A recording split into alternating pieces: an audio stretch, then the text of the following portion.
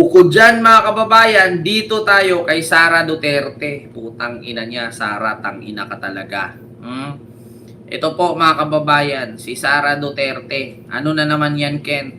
Si PBBM ang sinisi sa putukan sa loob ng Senado. Si PBBM ang sinisi. Putang ina mo, Sara, tang ina ka talaga, buwa ka ng ina mo. Tang ina mo ka, wag ka nang umuwi ng Pilipinas, hayop ka, putang ina mo, wala kang ginawa sa bansa, kundi puro ka panira, hayop ka, sayang lang yung pasahod ng gobyerno sa tang ina ka. Ito po, pakinggan nyo mga kababayan. Nagsalita na rin si VP Sara sa nangyaring barilan sa loob ng Senado. Sino kaya ang kanyang sinisisi? Alamin sa Huwag agenda ka nang umuwi, report ni Sara, Chen tang ina Gatchalian. mo, wala kang kwenta, puro ka fake news, hayop ka. Matapos sa nangyaring barilan sa Senado, muling sinisi ni VP Sara ang Pangulo. Totoo yun, magulo ang ating bayan na hindi naman sana. Nagkakagulo lang tayo dahil kay BBM. Ayon kay VP Sara, grave abuse Tang ina mo ka, Sara, sarap mo kurutin ng paunti-unti. Tang ina mo ka, sisihin mo na naman si PBBM sa putukan sa Senado. Tang ina mo ka, putukan na nga lahat-lahat dito. Putang ina ka, nasa dahig ka ng duty, hayop ka. Kita mo yan mga kababayan? Putang ina, si PBBM daw ang may kasalanan nung putukan sa Senado. Tang ina, pumutok na, Sara, nag-brown out na lahat-lahat. Wala ka pa rin dito, tang ina ka. Huwag ka nang umuwi. Sana matinik ka dyan at matitano nang hindi ka na makalakad, hayop ka. Sana mabunggo ka na sa sakyan dyan sa dahig. Or sana malusot ka sa drainage or sa manhole. Na hindi ka na makita ng kasama mo. Tangina mo ka. Huwag ka nang umuwi, Sara. Tangina mo. Wala kang ginawa sa Pilipinas kundi puro paninira, paninisi. Tangina mo ka. Sana mahulog ka sa manhole na lagpas sa'yo. Ang lalim. Para paglingon ng kasama mo, wala na siya. Wala ka na, di ka na makita. Tangina mo ka. Ipagdasal ko yan, Sara, na sana mahulog ka dyan sa manhole. Pag nahulog ka, hindi ka marinig. Tapos yung manhole, puro putik na hindi ka makasigaw. Tangina mo ka. Putang ina to si Sara talaga mga kababayan, no? Kasalanan ni BBM yan, no? Wala naman yung ginawa yung administrasyon, eh. Kasalanan ni BBM. Putang ina mo, pati ba naman yung barilan sa Senado kay Marcos na naman, tang ina mo ka, Sara, ga brown out na diri kagabi sa bahay, wala ka pa rin, tang ina mo ka. of power daw ang ginagawa ng administrasyon ngayon. So what we are seeing now is the administration using all government resources to demolish political opposition. Diba? Ang ginawa daw ni PBBM ngayon, ginamit daw ang lahat ng resources para daw i-demolish ang lahat ng kritiko. Yung mga DDS na mga politician na mga bobo. Sara, binaliktad mo na naman. Ikaw nga, putang ina, saan mo dinala yung confidential kakabayan mo sa mga vlogger mong bobo? Tang ina mo ka, Sara. Ibabaliktad mo pa yung confidential fund na tinalong sa'yo na binangbayad mo dyan sa mga trolls mong hayop ka. Hindi mo masagot-sagot. Ngayon si PBBM ang pagbintangan mo. Ginamit daw ni PBBM ang government funds or resources para daw ubusin lahat ng DDS. Putang ina mo ka, maglabas ka ng resibo. Tang ina mo, kasi kung ako, tanungin mo kung may resibo ako. Itanong mo kay Banat Bay kung magkano na ang nakamkam niya mula nung tatay mo pa ang president hanggang ngayon. Diba? Yun, mga kababayan. Putang ina ka. Ikaw nga yung tinanong sa confidential fund mo, hindi mo nga masagot-sagot, putang ina ka. Biruin mo, ultimo lalawigan mo, ultimo Davao Region. 11 ka kongresista, 7 ang nag-yes para ma-impeach ka, tang ina mo ka. Ultimo nga tatay ni Mayor Along, nag-yes nga eh. Ultimo nga si Erese, silent means yes. Putang ina ka, Sara. Putang ina mo ka, yung buong Mindanao ayaw sa'yo, 77% ng mga politician ayaw ka. Tang ina mo ka, tapos ngayon isisi mo na, huwag ka magalit sa akin, Sara, kung putang ina kang pinagmumura kitang hayop ka. Nakita mo, gulo na sa Senado dahil sa drama ng mga kaalyado mong putang ina ka para hindi ka lang ma-impeach at para makatakas si Bato. Isisi mo kay BBM. Putang ina ka, yung mama nasa Samar ngayon. Yung mama nasa Samar, namigay na naman doon ng ayuda. Inayos na naman yung mga land reform doon sa DAR. Samantalang ikaw, putang ina ka, yung mama, nagkasakit-sakit na yun, no? Sa pagtatrabaho, putang ina ka. Tinalaga kang Vice President ng Pilipinas, tang ina mo ka. Vice President ka ng mga ghost, ang ina mo ka. For those individuals who do not follow or Putang ina, Sara, wag ka na mag-English, tang ina mo, magbisaya ka, nakakaintindi naman kami, tang ina mo ka, any English mo pa, putang ina ka, hindi mo nga maintindihan yung sinasabi mo. Biruin mo ha, physically present, mentally absent habang nagsasalita, yung utak, yung mata niya, nagliraw-liraw kung saan nakatingin. Putang, tapos i-English pa, putang ina mo, magbisaya ka, hayop ka. Bakit kasi pilitin pa mag-English? Putang ina ka, wala ka nang kwenta, bugo ka pa, mag-English ka pang hayop ka, nakakaintindi kami Bisaya, Sara, pwede ko i-translate, magbisaya na lang intawong kaday, maluoy kaday, ako na lang mag-translate dito sa live day, habang nireaksyonan kita, magbisaya ka, tang ina ka, wala namang nagpumilit sa'yo mag-English ka, para saan? Para sabihin matalino ka? Kaya mag-English ka, putang ina ka, hindi mo nga alam yung sinasabi mo, tignan mo, putol-putol yung mga litanya mo dyan, putang ina ka, tignan nyo, oh, pakinggan nyo, ha. so what we are seeing now is the admin So, what we are seeing now is, nag-iisip pa yung sunod putang ina, ba't hindi ka na lang kasi magbisaya? Kabalo man mo ba nga ang nahitabo sa ato akaron, mo magud ni, gigamit man na ni Bongbong Marcos lahat ng pundo sa gobyerno para kay ipapatay niya kami lahat ba, ipaubos niya kami. Ganun dapat, Sara, putang ina, ba't mag-English pa kasi, tang ina talaga. administration using all government resources to demolish political opposition or those individuals who do not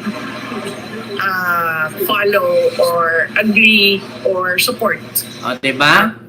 Inubos daw ni PBBM ang political resources to demolish the opposition who do not agree, who do not support. Hindi na lang kasi sabihin kritiko. Putang ina, ini-explain mo pa, who do not agree, who do not support.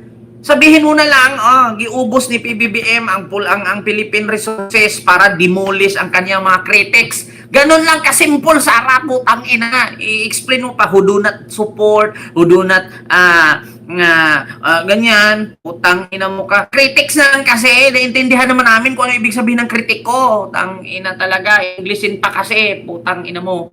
Tusukin kita, ballpen, makita Una mo. nang sinabi ni PBBM mismo na hindi NBI, polis o militar ang nagpaputok sa Senado. Nilinaw rin ni NBI Director Melvin Matibag na walang direktiba ang Pangulo na arestuhin sa Senator Bato de la Rosa. Pero para sa pangalawang Pangulo, nawawala raw ang esensya ng batas sa kilos ng gobyerno. Lahat naman sila nagsasabi, di ba, na para tayo sa Constitution. Pero kapag ang administrasyon na ang gumalaw, wala ng Constitution, wala ng batas, puro na lang pang-aabuso, pananakot at Ano daw, kapag ang institusyon wala ng batas, puro na lang pananakot ang galaw ni PBBM, putang ina mo, Sara. Gusto mo bang i-rewind ko? Anong ginawa ng tatay mo noon? Saan ka nakakita? Di ba abogado ka? Magbigay ka ng isang batas. Magbigay ka ng isang batas, Sara, na kapag ka nakitang nagsyabu ka, patayin diretso. Sige, magbigay ka. Anong article yan? Anong Philippine Constitution yan? Anong number? Anong page? Para basahin ko at isa-isahin kong intindihin. Saan ka nakakita ng isang Constitution Republic Act number 12345 na kapag nakitang nagtinda ng droga, patayin diretso? Pag nakitang gumamit, targetin diretso. Magbigay ka ng isang article, magbigay ka ng isang Republic Act kung meron ba yan. Kasi kung meron man yan, hindi ko masasabing ang tatay mo ang nag-abuse ng power. Putang ina, tatay mo yung nag-abuse ng power. Bakit? Una, nakita mo, nagkaroon siya ng gentleman's agreement sa China nang hindi alam ng taong bayan. Pangalawa, tinanggal niya ang Pilipinas bilang miyembro ng ICC nang hindi niya man lang ikinonsult sa taong bayan. Pangatlo, saan ka nakakita na lahat ng mga sundalo, mga diplomat pinalayas at pinagmumura niya? Sino ang nag-abuse ng power ngayon? Ni minsan ba nakakita ka kay PBBM na pinagmura yung Diyos? Tapos sabihin mo si PBBM abuse of power? Tangina mo ka, Sara, ikaw yung abuse of power. Bakit? Sinahuran ka ng 400,000 a month nang hindi ka nag-duty. Yeah? Sino ang nag-abuse ng power ngayon? Nasaan ka? Sa panahong may kaguluhan sa Senado. Nasaan ka habang nagputukan ang Senado? Nasa dahig. Yeah? Sasabihin mo si PBBM, abuse of power.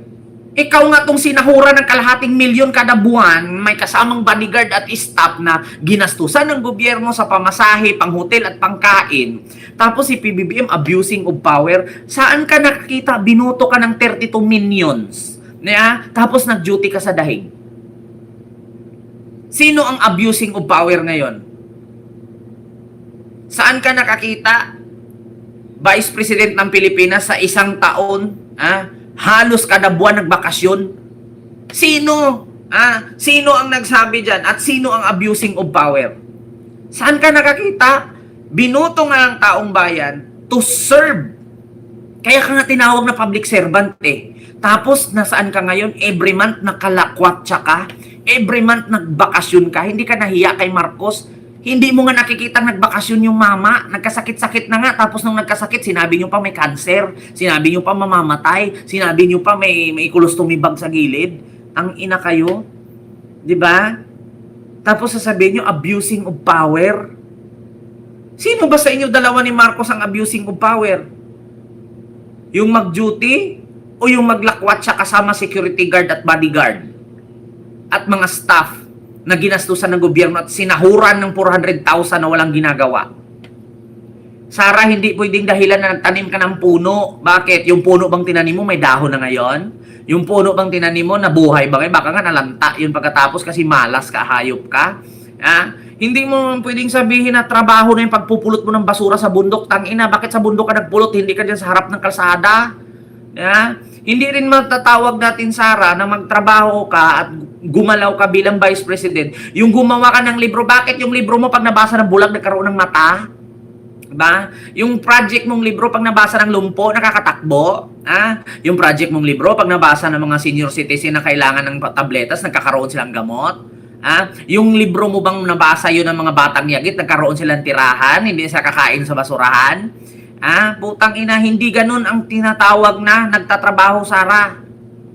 Dapat nga yung sahod mong 400,000, doon yan sa sekretary mo ipasahod, ikaw wala ka na dapat sahod eh.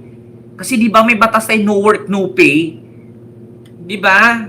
Tapos ngayon sisisi mo si Marcos abusing of power. Ina mo yung tatay mo yung abusing of power.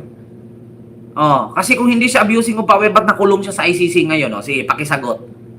Kung mali ang sinabi ko, palayain mo tatay mo. Tanong ko mga kababayan, kung si BBM ang abusing of power, bakit si Digong nakulong sa ICC ngayon?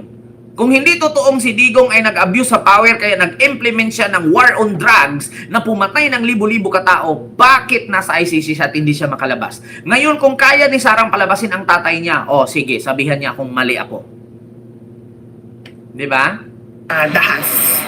May alegasyon din si VP Sara na wala umanong balak bumaba ni PBBM sa kanyang pwesto kahit bakit naman kasi bababa si PBBM? Binoto siya ng mga matitinong butante. Ikaw nga hindi ka bumaba na binoto ka ng mga bobong butante, tangina mo. Diba? Wala daw balak si PBBM bumaba sa pwesto. Bakit naman bababa yung tao? Nagnakaw siya, may isyong confidential fund. May issue siya sa AMLAC, may issue siya sa ITR ng BIR. Ikaw nga ang dami mong isyong, kapal nga ng mukha mo, hindi ka nag-resign eh. Binoto ka ng bobong butante, wala namang kwenta yung bumoto sa'yo, kaya hindi ka rin naman nagsilbi sa kanila. At pangalawa, anong masisilbi nila sa'yo? Anong benefits na mabigay mo? Wala ka namang kwenta. Si PBBM pa na binoto ng matinong tao? Diba? Kung saan yung presidenteng kumilos at binoto ng matino, pababain mo. Samantalang ikaw, binoto ka ng mga tanga, binoto ka ng mga bobo, hindi ka nga bumaba. Ina mo ka?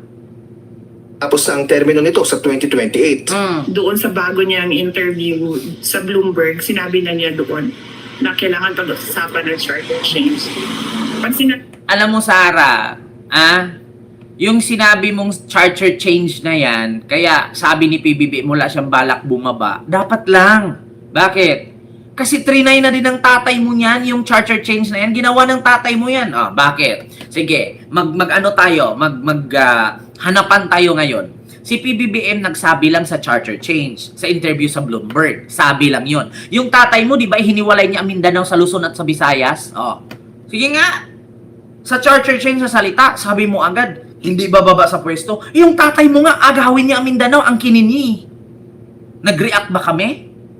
Alin ang mas matindi? Yung nagsabi lang na, baka pag-usapan natin yung charter change, bakit? Marami na kasi dito. Alam mo, Sara, sa totoo lang, wala ka kasing alam, bobo ka kasi. Ang makakapagpatigil lang sa korupsyon sa Pilipinas ay charter change. Alam mo kung bakit? Para matanggal kay mga korap sa gobyerno. Ang tawag doon, pag nagkaroon ng charter change, tatanggalin ka na magnanakaw kang vice president. So, mawawala ka doon kasi si PBBM magiging prime minister. Di ba? Tapos, lahat ng opisyali sa gobyerno na kurap na itinanim ng tatay mo, buburahin isa-isa yun. Yeah? So pag nabura lahat yun, di lalaki ang pondo, wala nang sasahurang kurap. Sinahuran ng kayo, nakaw pa kayo, di ba?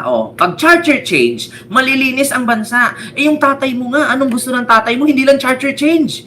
Ihiwalay ang Mindanao sa Luzon at sa Visayas. Di ba mas matindi? Buti nga kay PBBM, pag-usapan lang, yung tatay mo pinagplanuhang ihiwalay. Ang problema lang, di nag-success. Bakit? Ayaw naman taga Mindanao sa kanya. Yan ang totoo, Sara. Huwag pabida. Hindi naman kami tanga eh. Si PBBM, nagsalita pa lang, hindi pa ginawa, pinangunahan mo na. Samantalang yung tatay mo, may papirma-pirma pang diputa, ihiwalay ang Mindanao sa Luzon at Visayas. Tangina mo, pag ihiwalayan, wala kayong bigas. Tangina nyo. Yeah? Saan ba nanggaling ang bigas sa Mindanao? Sa Luzon nanggaling lahat. Tangina ka, Sara, kung ano naman. Alam mo, yung mga nanonood dito kay Sara, pumapalakpak din yung mga bubong tanga. Hindi nila alam. Charter, ayaw namin kasi ayaw ni Marcos bumaba. Pero kay Digong, putang ina, hihiwalay ang Mindanao sa Luzon at sa Visayas. Alin ang mas matindi? Yung ihiwalay mo yung Mindanao at gawin mong sariling bansa? Putang ina mo ka, mas mahigit pa sa charter change yun. Inangkin mo na yung buong Mindanao. Di ba?